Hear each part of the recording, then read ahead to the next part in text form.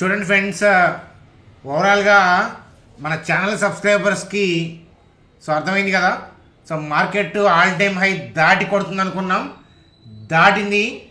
అట్లాగే ఏంటంటే హైయర్ లెవెల్లో స్మాల్ ప్రాఫిట్ బుకింగ్. ఫర్దర్గా మార్కెట్లో డైరెక్షన్ ఎటు, నిఫ్టీ బ్యాంక్ నిఫ్టీలో ట్రేడ్స్ ఎలా చేసుకోవాలి, ఆల్రెడీ లాంగ్లో ఉన్న వాళ్ళు ఏం చేయాలి, మరి షార్ట్ సేల్ ఎట్లాంటి సమయంలో చేయొచ్చా, ఆ విషయాల గురించి ఈ వీడియోలో డిస్కస్ చేద్దాం. కొంపదీసి హెచ్డిఎఫ్సి బ్యాంక్ మళ్ళా ఈ బుల్ మార్కెట్ని దెబ్బతీస్తుందా? హెచ్డిఎఫ్సి బ్యాంక్ చార్ట్ చూస్తుంటే మీకు ఏదైనా డౌట్ వస్తుందా? ఆ విషయాల గురించి మనం చార్ట్ స్టడీ చేద్దాం హెచ్డిఎఫ్సి బ్యాంక్ది. అలాగే పాకిస్తాన్ అంటే ఏకంగా పాకిస్తాన్ కంట్రీ జీడిపిని టాటా గ్రూప్ క్రాస్ చేసింది. మంచి న్యూస్ అప్డేటే కదా, దీని గురించి మాట్లాడుకుందాం. అలాగే పేటిఎంకి సంబంధించి న్యూస్ అప్డేటు, అరబిందో ఫార్మాకి సంబంధించిన న్యూస్ అప్డేటు, ఐఆర్ఈడిఏకి సంబంధించిన న్యూస్ అప్డేటు. ఈ విషయాల గురించి చూస్తూ నిఫ్టీ బ్యాంక్ నిఫ్టీ యొక్క కథాగమనంతో రేపటి ట్రేడింగ్ స్ట్రాటజీస్తో సింపుల్గా వీడియోని ఎండ్ చేసేద్దాం. చూడండి ఫ్రెండ్స్, వీడియోలోకి వెళ్ళే ముందు మన ఛానల్ వీడియోని లైక్ చేయడం అనేది మన జన్మ హక్కు. కాబట్టి మనం ప్రతి ఒక్కళ్ళం ఏంటంటే వీడియోని లైక్ చేసి కంటిన్యూ చేద్దాం. అలాగే ఏంటంటే చూడండి, కొత్త వాళ్ళకి వీడియోని షేర్ చేయండి అని చెప్తాను. లాస్ట్ నైటే మనం డిస్కస్ చేసుకున్నాం కదా, ఏమని థంబ్నెయిల్ ఇది పెట్టుకున్నాం, కానీ వీడియోలో ఫాల్ గురించి మాట్లాడలేదు. మనం బ్రేక్అవుట్ అవుతుందనే పాయింట్ ఆఫ్ వ్యూలోనే, మన వ్యూ పైకి వెళ్తుందనే పాయింట్ ఆఫ్ వ్యూలోనే వ్యూ ఇచ్చాను. ఎవరైనా ఇంకా ఎస్టర్డే వీడియో చూడకపోతే ఒకసారి వెళ్ళి వెరిఫై చేయండి అని చెప్తాను. మన ఛానల్ని సబ్స్క్రైబ్ చేయమని నేను చెప్పను. కొత్త వాళ్ళకి ఒక 2-3 వీడియోస్ కనుక మీరు వెనక్కి వెళ్ళి చూస్తే నచ్చి మీ అంతా మీరే ఏంటంటే సబ్స్క్రైబ్ చేస్తారు. అప్పుడు సబ్స్క్రైబ్ చేయడంతో పాటు బెల్ ఐకాన్ క్లిక్ చేయండి అని చెప్తాను. చూడండి ఫ్రెండ్స్, మనం మార్కెట్లో ఏంటంటే హైయర్ లెవెల్కి వెళ్తుంది అనే పాయింట్ ఆఫ్ వ్యూలోనే మాట్లాడుకున్నాం కదా. ఎక్కడ ఈ గ్రీన్ క్యాండిల్ దగ్గర February 13th నుంచి మనం బులిష్ పాయింట్ ఆఫ్ వ్యూలోనే ఉన్నాము కదా. దాని తర్వాత యుఎస్ సిపిఐ నెంబర్స్ రాంగ్ పడ్డా కూడా మార్కెట్ మూమెంట్కి తేడా పడకపోవచ్చు అనే పాయింట్ ఆఫ్ వ్యూలోనే మన అంచనా. స్ట్రాంగ్ ర్యాలీస్ వచ్చాయి దాని తర్వాత. చూడండి, 22,126 దానిపైన బ్రేక్అవుట్ వచ్చినట్లే వచ్చింది, కానీ చివరిలో ప్రాఫిట్ బుకింగ్ వచ్చింది కదా. మీకు చాలాసార్లు చెప్పాను, మనం డిస్కస్ చేసుకున్నాము. మన ఛానల్లో ఏంటంటే ఈ రెసిస్టెన్స్ లైన్ అని రీటైల్ పీపుల్ అనుకుంటారు. దానిపైన ఒక 5 minutes 10 minutes 1 hour దానిపైన నిలబడ్డప్పుడు రీటైల్ పీపుల్ అంతా కూడా అగ్రెసివ్గా ఉన్న ఆస్తిని, క్రెడిట్ కార్డుని, పక్కన వాళ్ళ క్రెడిట్ కార్డు లాగల్లా అక్కడ బై చేస్తారు. లోయర్ లెవెల్లో వదిలేసి ఈ లైన్ దాటిన తర్వాత 5 minutes క్యాండిల్ క్లోజ్ అయింది, 10 minutes అయింది, 60 minutes క్లోజ్ అయింది అని పీపుల్ ఏంటంటే దే విల్ స్టార్ట్ బయింగ్. కానీ చూసారా, అక్కడే ప్రాఫిట్ బుకింగ్ అవుతుంది, సెల్ ఆఫ్ కాదు. అంటే ప్రాఫిట్ బుకింగ్ చేసేటప్పుడు కూడా సెల్ చేయక తప్పదు, కానీ సెల్ ఆఫ్ వేరు, ప్రాఫిట్ బుకింగ్ వేరు. రెండు సెల్లే, జాగ్రత్త. ఒకటి ప్రాఫిట్ బుకింగ్, ఇంకొకటి సెల్ ఆఫ్. డిఫరెన్స్ ఏంటంటే ప్రాఫిట్ బుకింగ్ ఏంటంటే స్లోగా ఉంటుంది. అట్లాగే ఏంటంటే ప్రాఫిట్ బుకింగ్ చేసుకుంటున్నప్పుడు ఏంటంటే మళ్ళీ డిప్ అవుతున్నప్పుడు లోయర్ లెవెల్లో బయింగ్ జరుగుతుంది. కింద నుంచి బై చేసుకుంటూ వచ్చారు కాబట్టి రీటైల్ పీపుల్ ఈ లైన్ పైన ఉంటారని వాళ్ళకి తెలుసు. ఎవరికి? ఇన్స్టిట్యూషనల్ ప్లేయర్స్కి తెలుసు. మీలో ఎవరైనా ట్రెడిషనల్ లాజిక్స్ ఫాలో అయ్యే వాళ్ళకి ఇది రెసిస్టెన్స్ లైన్ అని, లేకపోతే ఇది కప్పు హ్యాండిల్ బ్రేక్అవుట్ అని తెలుసు. అందువల్ల ఇంట్రాడేలో దీని పైకి రాగానే బై చేయమని చెప్పి ఆ లాజిక్స్ చెప్తూ ఉంటాయి. పాపం వీళ్ళు ఏం చేస్తారు, we are trained with wrong notions. అందువల్ల ఏంటంటే మనం ఈ బ్రేక్అవుట్ వస్తున్నప్పుడు ఏంటంటే మనం బై చేస్తాము, మనం ఈ ఏరియాలో బై చేస్తామని వాళ్ళకి తెలుసు. కాబట్టి వాళ్ళు ఏంటంటే కింద నుంచి బై చేసుకుంటూ వచ్చారు కాబట్టి కొంత సెల్ చేసి ప్రాఫిట్ బుకింగ్. చూడండి, ఇక్కడ నుంచి ఒక 10,000 లాట్స్ బై చేస్తే ఒక 1,000 2,000 ఎంతో ఏంటంటే బుక్ చేసుకుంటా డిప్స్లో మళ్ళీ ఏంటంటే బై చేస్తారు ప్యారలల్గా. ఎందుకంటే ఓన్లీ ప్రాఫిట్ బుకింగ్ చేస్తే, అంటే ఓన్లీ సెల్ ఆఫ్ చేస్తే మార్కెట్ మళ్ళీ కిందకి వెళ్ళిపోద్ది. కానీ వాళ్ళకి మార్కెట్ డైరెక్షన్ని కిందకి తీసుకెళ్లే ఉద్దేశం లేదు కాబట్టి డిప్ అవుతున్నప్పుడు బై చేస్తూ ఉంటారనమాట. టూ మచ్గా పడదు, అందుకని దాన్ని ఏంటంటే ప్రాఫిట్ బుకింగ్ అనేది అని అనొచ్చు అనమాట. సెల్ ఆఫ్ అంటే ఏంటంటే ఇంటెన్షనల్గా ఒత్తుతారు మార్కెట్ని కిందకి. అంటే వాళ్ళకి అక్కడ నుంచి మార్కెట్ కిందకి మూవ్ చేయాలనే ఇంటెన్షన్ ఉంటుంది, కానీ ఆ ఇంటెన్షన్ ఎక్కడా కనిపించట్లేదు, కనిపించదు కూడా. అర్థమవుతుందా? సో అలాగే ఏంటంటే జాగ్రత్త, 20, 21, 22 అంటే ఫిబ్రవరి 22 నైట్ ఏంటంటే ఫెడ్ మీట్ ఉంటుంది కాబట్టి సో అవుట్కమ్ వల్ల మళ్ళీ ఇంకేదన్నా తేడా పడవచ్చు. ఫెడ్ మీట్కి చాలా ఇంపార్టెన్స్ ఇస్తాం, దాని ముందే మనం ఏదైనా ట్రేడ్ ఉంటే క్లోజ్ చేసేస్తాము. సో దాని ముందే క్లోజ్ చేస్తాం కాబట్టి చూడండి ఫ్రెండ్స్, మరి ఫెడ్ యొక్క మీట్ అనేది ఫిబ్రవరి 22 నైట్ ఉంది కాబట్టి ఫెడ్ ఈవెంట్కి మనం చాలా ఇంపార్టెన్స్ ఇస్తాము, మీ అందరికీ తెలుసు. నా ఈవెంట్ ముందే మనం ఏదైనా ప్రాఫిట్ ఉన్నా ఏదైనా బుక్ చేసుకోవాలి. అలాగే ఏంటంటే ఫెడ్ ఈవెంట్కి ముందు ఏదైనా తేడా పడుతుంది అని అనుకున్నా అప్పుడు ఏదైనా ట్రేడ్ పాయింట్ ఆఫ్ వ్యూ ఏదైనా ప్లాన్ ఉంటే తీసుకుందాం, లేకపోతే లేదు. సో అయితే ఏంటంటే ఫెడ్ ఈవెంట్కి ముందే ఏంటంటే మనం జాగ్రత్తగా ఉండాలి. 22 నైట్ వస్తుంది కాబట్టి 23 నుంచి ఎఫెక్ట్ అవుతుంది కదా మార్కెట్. కాబట్టి మన మార్కెట్ మార్నింగే కాబట్టి 22 వరకు మనకి ఇబ్బంది లేదు. సో 20, 21, 22 అంటే 3 ట్రేడింగ్ సెషన్స్ ఉంది. సో కాబట్టి మార్కెట్ ఏంటంటే ఫర్దర్గా కూడా పైకి వెళ్ళేలాగా స్పష్టంగా కనిపిస్తూ ఉంది. సో కానీ మార్కెట్లో ఏదైనా డౌట్ ఉండి ఏదైనా తేడా పడుతుంది, బ్రాడ్ వ్యూ చేంజ్ అవుతుంది అని అంటే అది ఎప్పుడు తెలుస్తుంది? మార్కెట్ రన్నింగ్లో తేడా పడుతుంది, అంతే కదా. సో పలానా మంగళవారం 11:35 AM ఆ ముహూర్తాన ఆ లగ్నంలో ఇలా పడిపోతుంది అని చెప్పగలమా? అలా సాధ్యమా? లేదు. సో ఆ లగ్నం కన్యా లగ్నం కాకపోతే సింహ లగ్నం, ఆ లగ్నం కాకపోతే ఇంకొక లగ్నం, ఏదో ఒక లగ్నం. సో ఓవరాల్గా ఏంటంటే అది ఎప్పుడు పడుతుంది అనేది అది రన్నింగ్ మూమెంట్లో తెలుస్తుంది. Broad view change, market dips వేరు, బ్రాడ్ వ్యూ చేంజ్.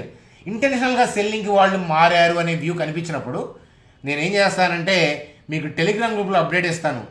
చూడండి ఫ్రెండ్స్, మీరు 1.5 year నుంచి ఫాలో అవుతున్నారంటే మన ఛానల్లో మీరందరికీ తెలుసు, ఫాలో అవుతున్న వాళ్ళందరికీ బ్రాడ్ వ్యూ చేంజ్ అయిన మెజారిటీ టైమ్స్ నేను మీకు ఆల్రెడీ చెప్పాను. అబ్బాయి ఇక్కడ నుంచి లాంగ్స్ ఆపేసి షార్ట్కి వెళ్దాం, అబ్బాయి ఇక్కడ నుంచి షార్ట్స్ ఆపేసి మార్కెట్ బోటం అయిపోయింది, ఇక్కడ నుంచి లాంగ్ వైపు ఆలోచిద్దాం, షార్ట్స్ ఏదైనా క్లోజ్ చేసుకుందాం. సో నేను అంత క్లియర్ కట్గా నేను మెనీ టైమ్స్ ఇచ్చాను. నాకు అవైలబిలిటీ ఉండి మార్కెట్ చూస్తున్నప్పుడు 90% ఆఫ్ ది కేసెస్లో we have identified either bottom or so లేదా up trend turning, up trend నుంచి డౌన్కి టర్న్ అవుతుంది ఆ టర్నింగ్ని. కాబట్టి మీరేం వరీ అవ్వద్దు, అది రన్నింగ్లో వచ్చేది రన్నింగ్లోనే చూద్దాం. టెలిగ్రామ్ గ్రూప్లో ఇంకా ఎవరన్నా లేదనుకోండి, మీరు చూస్తున్న వీడియో కింద డిస్క్రిప్షన్లో లింక్ ఇచ్చాను, ఫ్రీ. కాబట్టి ఏంటంటే ఈ లింక్ ద్వారా జాయిన్ అవ్వచ్చు. కాబట్టి ఆ విషయం గుర్తుపెట్టుకోండి. ఇప్పటికైతే buy and dips point of వ్యూలోనే థింగ్. ఆల్రెడీ లాంగ్స్లో ఉన్నవాళ్ళు సో ఈ బ్రేక్అవుట్ వచ్చిన తర్వాత అయినా ప్రాఫిట్ బుకింగ్ చేసుకోవచ్చు. ఇవాళే హైయర్ లెవెల్లో ప్రాఫిట్ బుకింగ్ చేసుకున్నా ఓకే. సో లేదా హోల్డ్ చేసుకుంటాము, డౌన్ ట్రెండ్ సెల్ అయ్యేదాకా హోల్డ్ చేసుకుంటాము అని అనుకున్నా కూడా ఓకే, ఇబ్బంది అయితే ఏమీ లేదు అని చెప్తాను. ఫ్రెష్ లాంగ్ తీసుకునే వాళ్ళు మాత్రం చూసుకొని తీసుకోవాలి. సో అదంతే, ఎందుకంటే ఆల్రెడీ బ్రేక్అవుట్ వచ్చింది కదా, రేపు పొద్దున మళ్ళీ హైయర్ లెవెల్లో అయితే డిప్ అవుతా వోల్టాలిటీ క్రియేట్ అవుతుంది.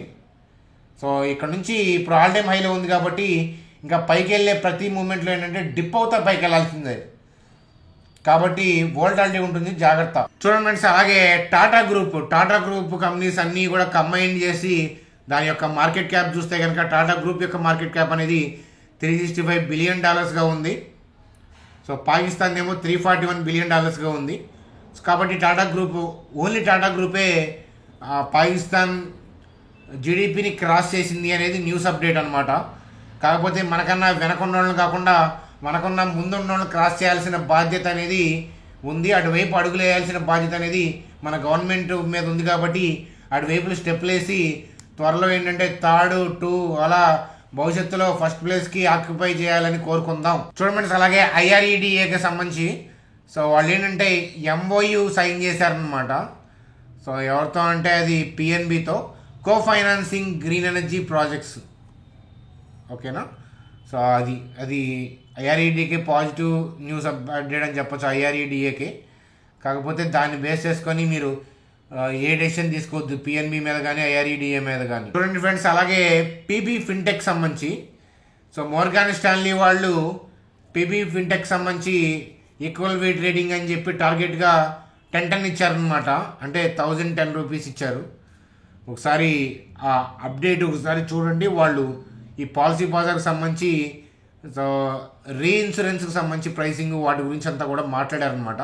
ఒకసారి ఈ అప్డేట్ అంతా చదవమని చెప్తాను. చూడండి ఫ్రెండ్స్, అలాగే మెక్వేర్ వాళ్ళు అరబిందో ఫార్మా గురించి సో టార్గెట్గా 1300 ఇచ్చారు.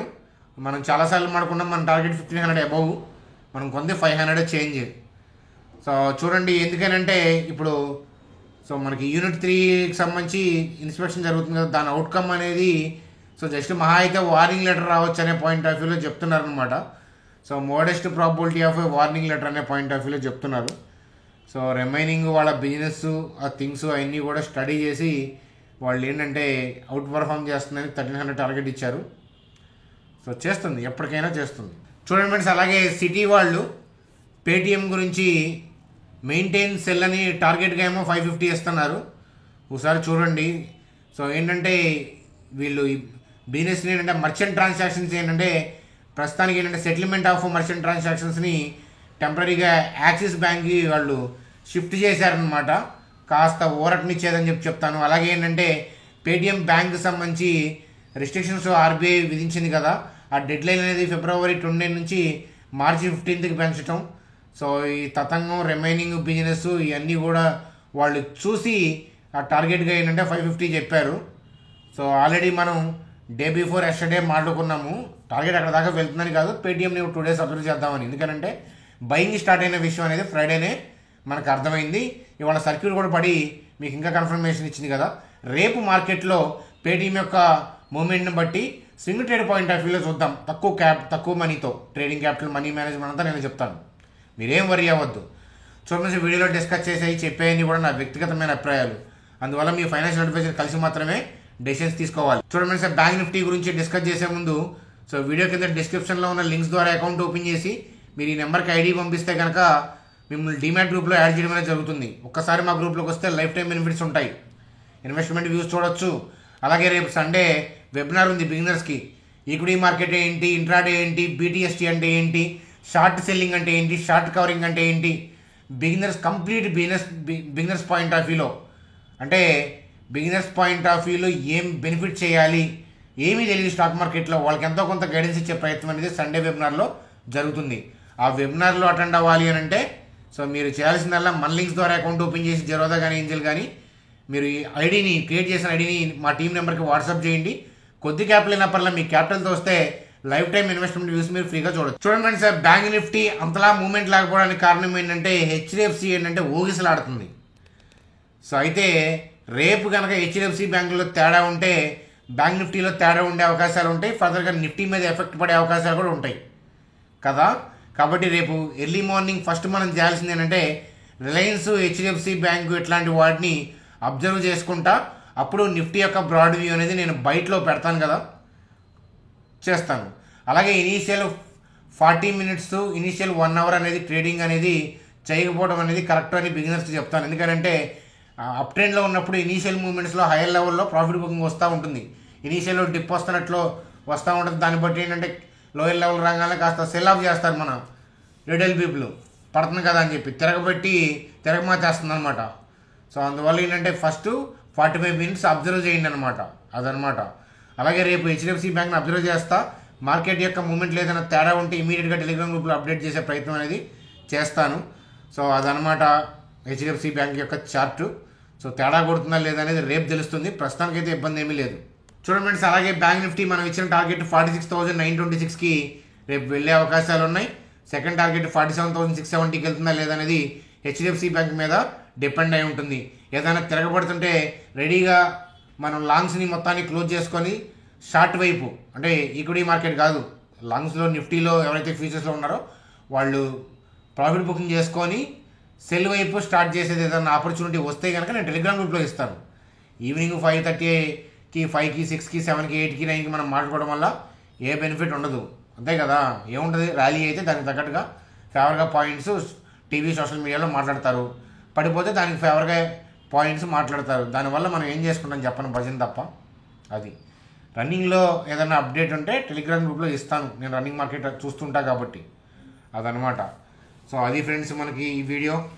సో నచ్చితే లైక్ చేయండి, మీ ఫ్రెండ్స్కి మాత్రం షేర్ చేయడం మర్చిపోవద్దు, సబ్స్క్రైబ్ చేసి ఉంటారని ఆశిస్తున్నాను. Bye friends, good day.